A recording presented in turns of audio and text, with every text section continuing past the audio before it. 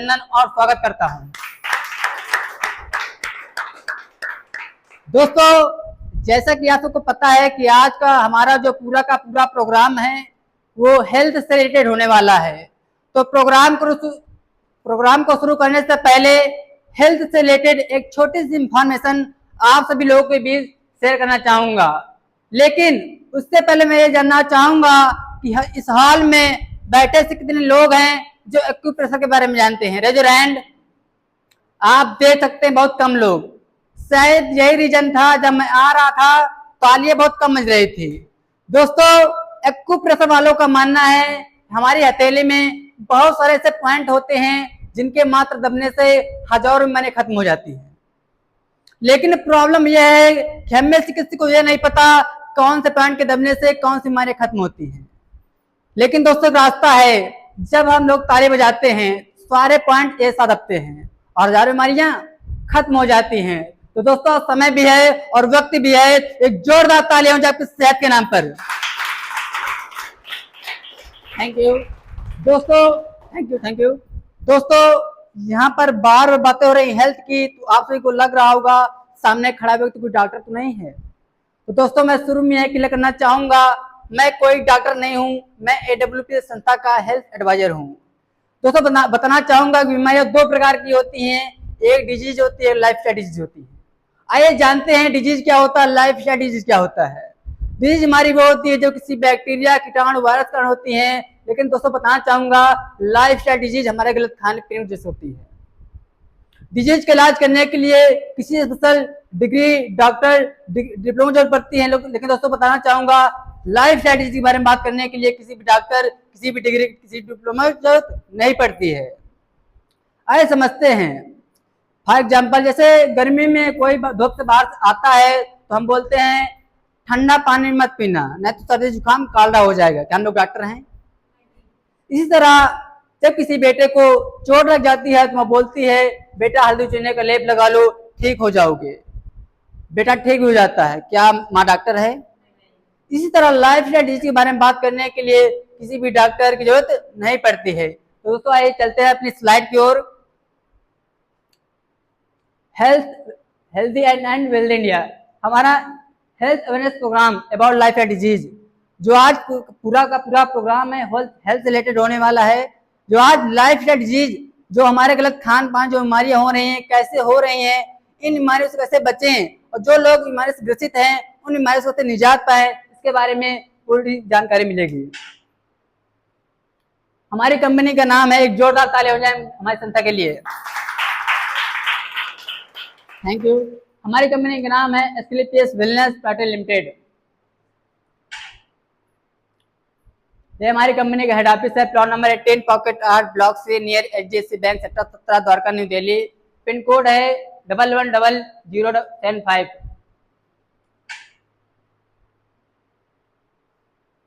ये हमारी कंपनी के MD डॉक्टर संजीव कुमार के जोरदार शानदार ताली हो जाए।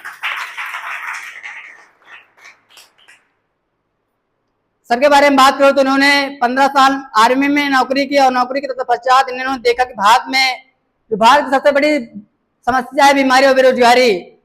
तो उसी को मिशन मानते हुए 9 नवंबर 2014 को कंपनी की स्थापना की, और आज हमारी संस्था को कुल 11 साल हो चुके हैं। इस 11 साल में अचीवमेंट की बात करें तो आज हमारी कंपनी हर साल पर ईयर 45 करोड़ रुपए का टर्नओवर करती है। आज हमारी संस्था के पास ऑल ओवर इंडिया में 5 मैन्युफैक्चरिंग प्लांट हैं, 10 वेयर हाउसेज हैं, 700 प्लस ऑल ओवर इंडिया में AWP के स्टोर हैं, और 500 प्लस डायमंड क्लब हैं, और 400 प्लस लग्जरी कार अचीवर है, और 400 प्लस करोड़पति क्लब में आते हैं। हमारी कंपनी का विजन है, मिशन है इंडिया की नंबर 1 डायल सेल कंपनी बनना। तो जोरदार तालियां हो जाए। Thank you.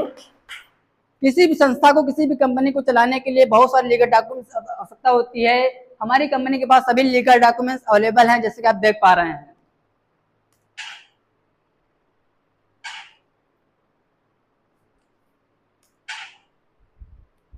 हमारी कंपनी भारतीय है। जब कोई संस्था, जब कोई कंपनी अच्छे कार्य करती है तो उसे रिकॉग्निशन दिया जाता है, सम्मानित किया जाता है। जैसा आप देख पा रहे हैं 2019-2020 में चैंपियन ऑफ चेंज अवार्ड से नवाजा गया है। Given by former president of nation, Bharat के भूतपूर्व डॉक्टर प्रणब मुखर्जी द्वारा सम्मानित किया गया। जोरदार ताली हो जाए।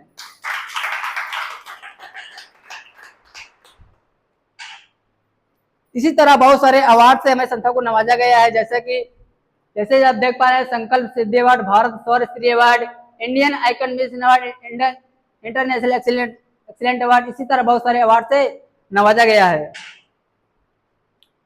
Life a few decade back today, यानी पहले के समय में और अब के समय में क्या परिवर्तन हो चुका है।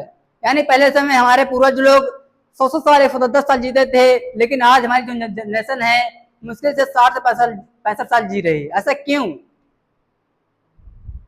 क्या परिवर्तन हो चुका है? 40 से 50 साल में ऐसा क्या परिवर्तन हो गया है जिससे कि आज हमारा जो जीवन काल है वो शॉर्ट हो चुका है? क्या जानना चाहते हैं? जानना चाहते हैं?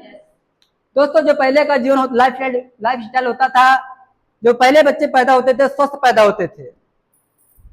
गॉड में जो प्रकृति बनाई हुई चीजें होती थी वो खाते पीते थे, फिजिकल एक्टिविटी करते थे, पोषक तत्वों का आहार करते थे, तब वो लोग 100 साल 110 साल जीते थे। लेकिन आज हमारे गलत खान पान जैसे आज जो बच्चा पैदा होता है स्वस्थ पैदा होता है। आज 100% जो बच्चे पैदा हो रहे हैं वो ऑपरेशन से हो रहे हैं। कैसे अनु? अरे हाँ या ना? आज जब बच्चा 1 से 2 साल की एज में आता है थे उसे chowmein, pizza, burger, cold drink ये सब खिलाया जा रहा है। फिर 30-40 की एज में आते थे वो किसी न किसी गंभीर बीमारी से ग्रसित हो जाता है। फिर डॉक्टर के पास जाता है, डॉक्टर बोलता है आपको जिंदगी भर 2 कैप्सूल खाना पड़ेगा। तो चलता फिरता मेडिकल स्टोर बन जाता है और जो उसका जीवन काल होता है वो शॉर्ट हो जाता है।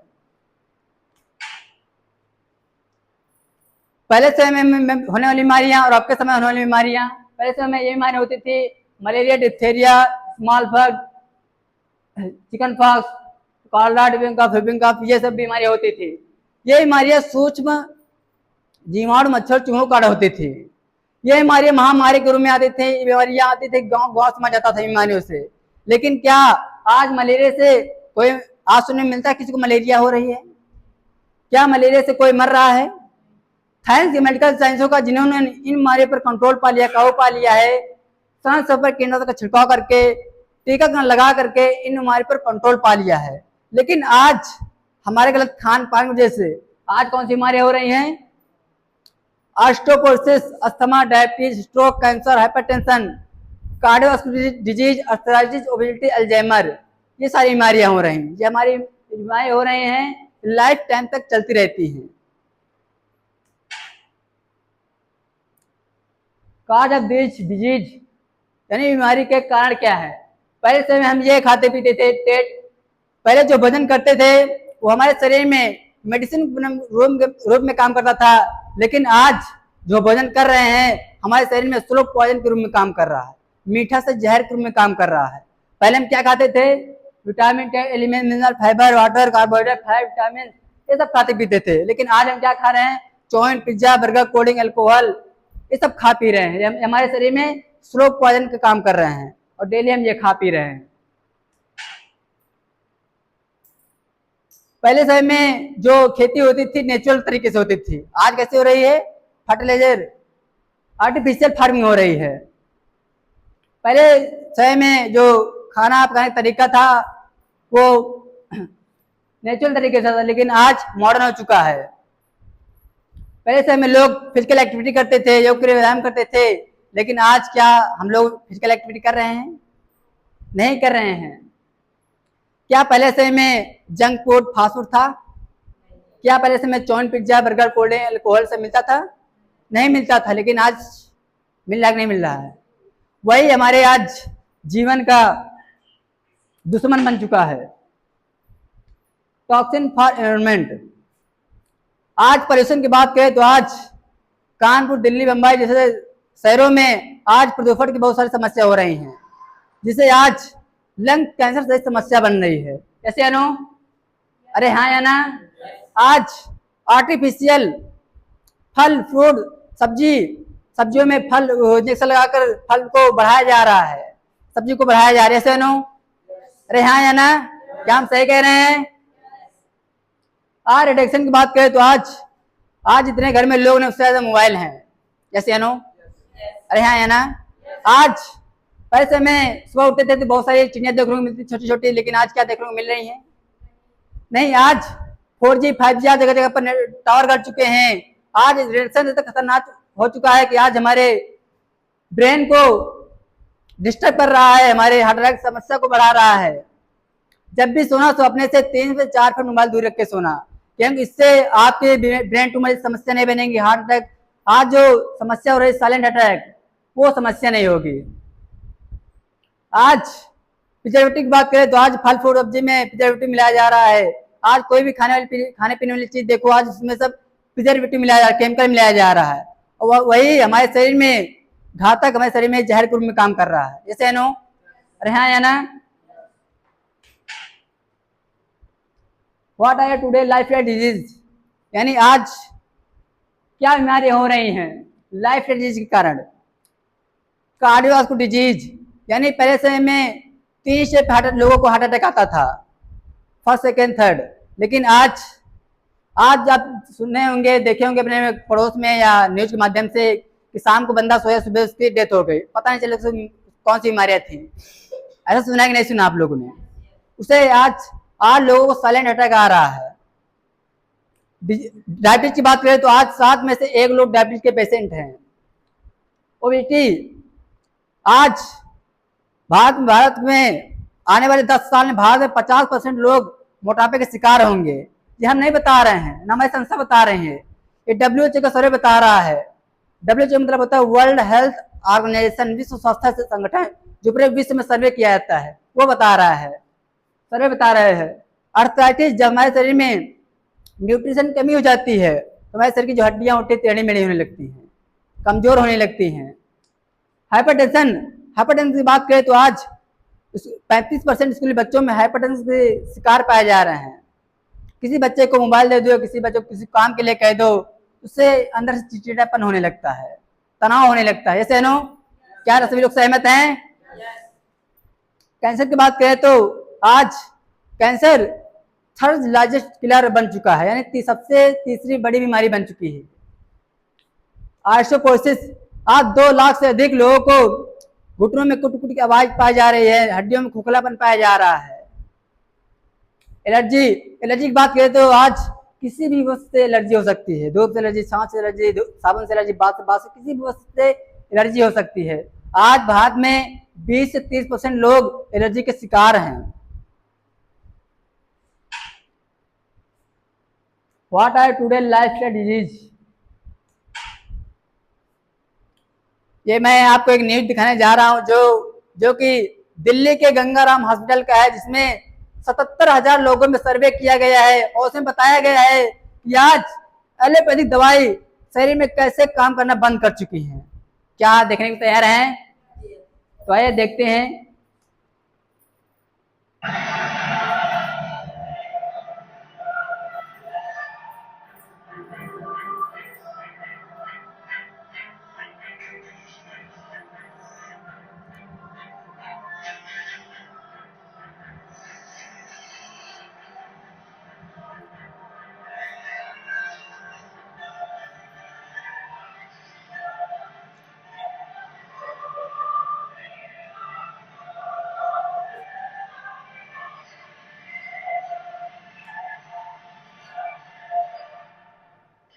देश के 121 करोड़ आबादी पर ऐसा जानलेवा खतरा मंडरा रहा है जिसका नतीजा सिर्फ मौत है, और वो खतरा है दवाओं के बेकार हो जाने का।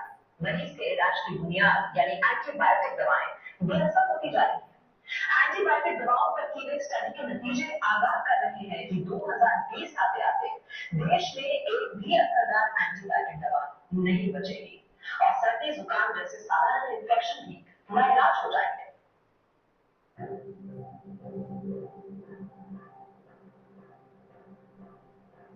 देश की 121 करोड़ आबादी पर ऐसा जानलेवा खतरा मंडरा रहा है जिसका नतीजा सिर्फ मौत है, और वो खतरा है दवाओं के बेकार हो जाने का। मरीज के इलाज की बुनियाद यानी एंटीबायोटिक दवाएं बेअसर होती जा रही है। एंटीबायोटिक दवाओं पर की गई स्टडी के नतीजे आगाह कर रहे हैं कि 2020 आते आते देश में एक भी असरदार एंटीबायोटिक दवा नहीं बचेगी और सर्दी जुकाम जैसे साधारण इन्फेक्शन भी नाइलाज हो जाएंगे।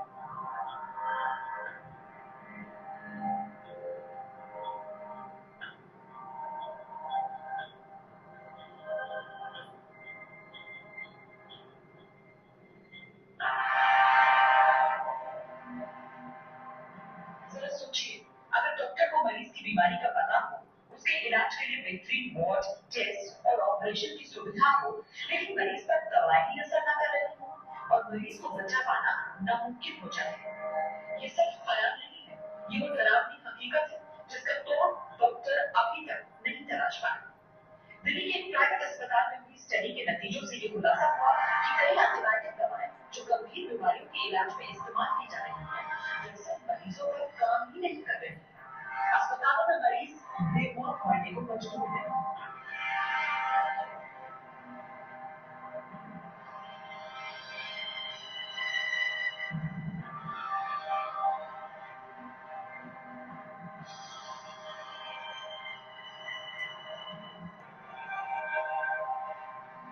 अगर हम इसकी अगर हम ये इसमें ध्यान ना दें तो हो सकता है कि बिफोर 2030 हमारे पास एंटीबायोटिक्स हो गया है, हमारे यहाँ पे मतलब ना 77,000 से ज्यादा मरीजों पर हुई अब तक की सबसे बड़ी स्टडी में ये पाया गया कि टीबी, निमोनिया और पेट की बीमारियों में इस्तेमाल की जाने वाली कई नई एंटीबायोटिक दवाएं अब बेकार हो चुकी हैं।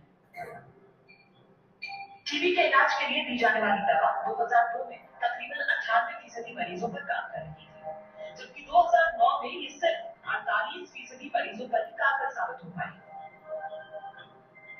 निमोनिया और सांस की तकलीफ के लिए दी जाने वाली एंटीबायोटिक दवा 2002 में 25% मरीजों पर काम कर रही थी, लेकिन 2009 में ये दवा महज 3% मरीजों के काम के लायक ही रह गई थी। सर्जरी कराने वाले मरीजों में होने वाले इन्फेक्शन को रोकना चुनौती बन गया है। अनुमानित आंकड़ों के मुताबिक देश के हर अस्पताल में हर हफ्ते 1 से 2 मरीजों की मौत सिर्फ इसलिए हो जाती है क्योंकि एंटीबायोटिक दवा बेकार साबित हो गई। ऐसे बन जाते हैं, डॉक्टर बार बार एंटीबायोटिक नहीं मिल जाता, हम लोग को लगता है कि कई लोग सक्सेस वापस आए क्यों, क्योंकि बार बार कोई दवाई नहीं दे रहे थे, तो कई बार लोग सक्सेस में मारे जा रहे हैं। आजकल ऐसी दवा ट्रेनिंग अभी से शुरू हो गई और बढ़ने की बात है कि मुझे लगता है एंटीबायोटिक से बहुत ही कम। राजधानी के सकंदराबाद अस्पताल में 2001 से 2010 के बीच भर्ती हुए 77,000 मरीजों पर ये स्टडी की गई। अस्पताल में रहने के दौरान उन्हें जो दवाएं दी, उनके आधार पर ये नतीजा सामने आया कि कई दवाएं 40% मरीजों पर तो कई 97% मरीजों पर काम नहीं कर पाई। यानी देश की 3% आबादी को छोड़ दिया जाए तो बाकी सब पर जान का खतरा मंडरा रहा है। मौजूदा एंटीबायोटिक दवाएं अगर इसी तरह बेअसर होती रही तो क्या बहुत से मरीजों को बेमौत मरने के लिए मजबूर होना। दोस्तों, जैसा कि आप सभी लोगों ने देखा कि कैसे एलोपैथिक दवाई शरीर में काम करना बंद कर रहे हैं। क्या इसी तरह ये दवाई काम करना बंद करेंगी तो क्या हम अपने मरीजों को इसी तरह मरने के लिए छोड़ देंगे? नहीं ना। दोस्तों, अब तक मैंने आपको ये जानकारी दी, आशा करता हूँ कि आप सभी को अच्छा लगा होगा। तो आगे की जानकारी देने के लिए हमारे बीच बहुत ही डायनेमिक सक्सेस पर्सनैलिटी मौजूद हैं, जिनको मैं स्टेज पर कॉल करना चाहूँगा। तो कॉल करने से पहले मैम को तो जोरदार और शानदार तालियों से मैम का स्वागत करते हैं। तो so now please come on the stage Mrs Rajeshwari ma'am, please come on the stage.